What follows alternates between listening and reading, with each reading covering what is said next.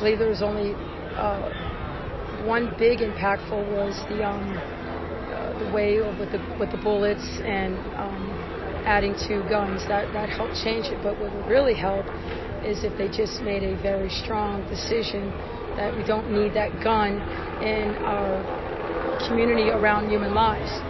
I think more awareness is always important, and I think unfortunately we passed some good measures after unfortunately Parkland, but not enough.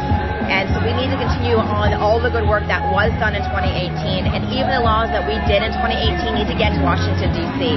They need to be moving on these actions.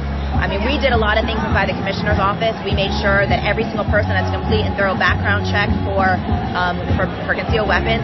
And most importantly, we kicked the NRA out of my office.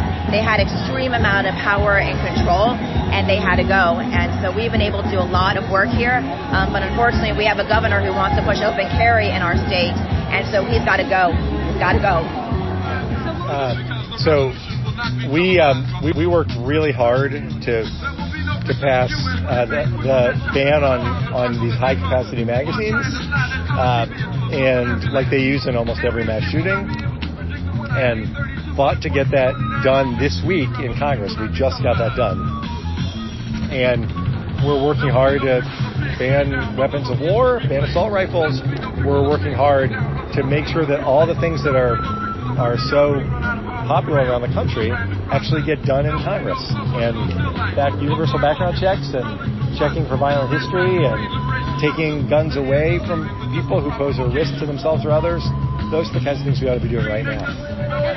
Well, I mean, the biggest improvement is we raised the age to 21 to buy a gun in this state, 3-day waiting periods, mandatory red flag laws, which have been used 8,000 times since we put them in place, hundreds of millions of dollars for mental health and school resource officers and school hardening. That has been an improvement. But we did that here. In the country, they've done nothing. How do you do nothing? How do you not respond to a disaster when kids, babies are slaughtered in school? How is the response?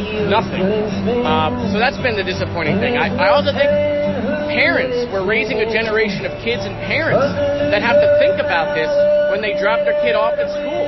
And so I'm worried about the mental health aspects of that. I am, happy that the U.S. Congress has passed measures just over the past few days. Every single measure that we can pass gets us closer to that goal. My hope of hopes is that the Senate is successful, but we have to keep going. We have to ban assault weapons. We have to make sure that bump stocks and magazines, aren't able to be used. We have to do background checks. We have to close all the loopholes, the boyfriend loophole, the Charleston loophole.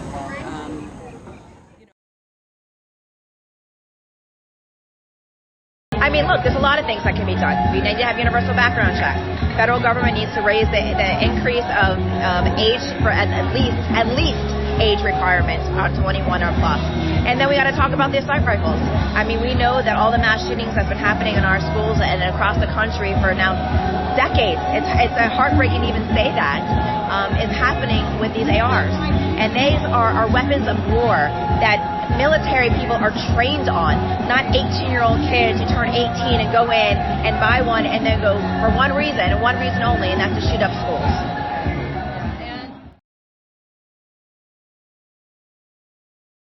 This was actually a historic week. Mm-hmm. The House passed legislation to raise the age to buy a gun to 21 and have red flag laws and to outlaw high-capacity magazines so that people can't fire off 30 rounds at a time, and to go after people who traffic in guns and all kinds of really common-sense things.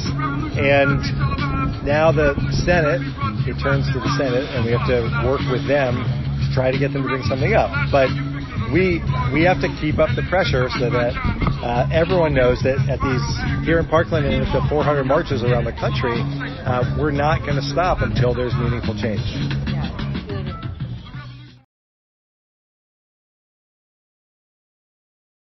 Well, I know that our Broward County Schools has done a lot, with the MSD Commission, with the state legislative leaders, of giving SROs in the best possible way they could, somebody with definitely military and law enforcement background, those are the ones that are able to have a gun and be the first and foremost with engaging if that happens again. Hopefully it will not. The updated of enhancement of hundreds of more security personnel in our schools. We know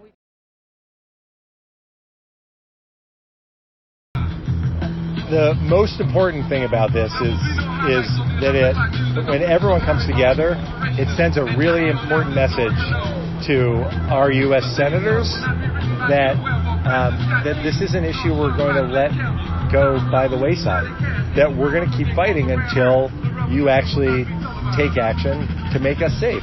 That's what this is about. And do you think, this is kind of a very open-ended question, but do you think real change will come in the near future? I do. I have, and every time I come to one of these, I'm convinced of it. But it's not going to come because members of Congress just decide it's the right thing to do. That should be enough. It's going to come because young people are forcing change, and that's the way it's been in every great social movement in our country's history, and that's what's going to end gun violence. I think are we all good? Yeah, I think that's about it. Okay. Thank you so much. Thank you so much. I know I really appreciate it. Yes, thank you.